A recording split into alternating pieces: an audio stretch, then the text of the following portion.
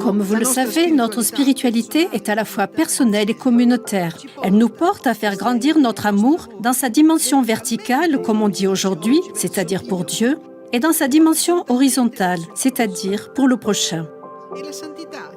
La sainteté qui en découle est le fruit de la présence équilibrée de ces deux amours.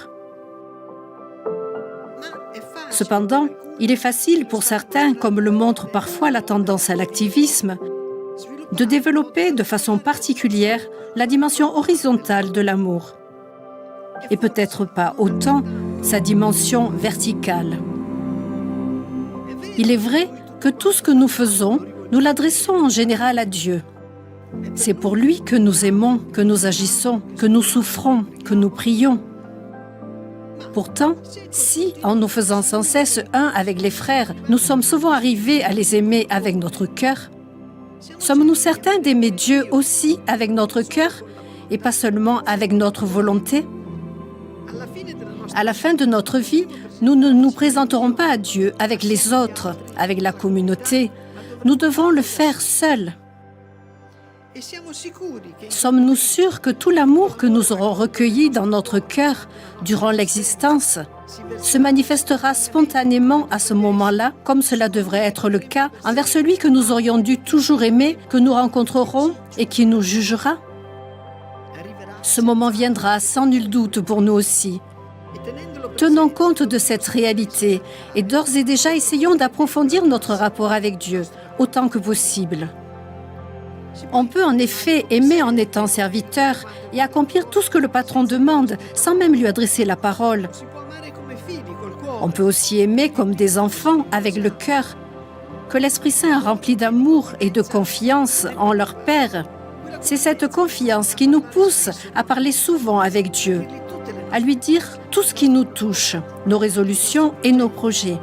C'est cette confiance, ce désir divin, qui fait que nous avons hâte que vienne l'heure exclusivement consacrée à lui, pour nous mettre en rapport profond avec lui. C'est la prière authentique. Et c'est à cela que nous devons tendre jusqu'à arriver à être prière vivante. Le théologien Evdokimov a cette belle phrase à propos de la prière. Il ne suffit pas, dit-il, d'avoir la prière. Il faut devenir prière, être prière, s'édifier en prière. S'édifier en prière, être prière, comme le désire Jésus qui a dit « Restez éveillés dans une prière de tous les instants ». Je pense qu'il existe dans le cœur d'un grand nombre d'entre nous un véritable patrimoine d'amour surnaturel qui peut transformer notre vie en une prière authentique, qui peut nous édifier en prière. Il s'agit de le recueillir au moment opportun. Ces prochains jours, efforçons-nous alors de parler souvent avec Dieu, même au milieu des activités. Essayons de nous perfectionner précisément en cela.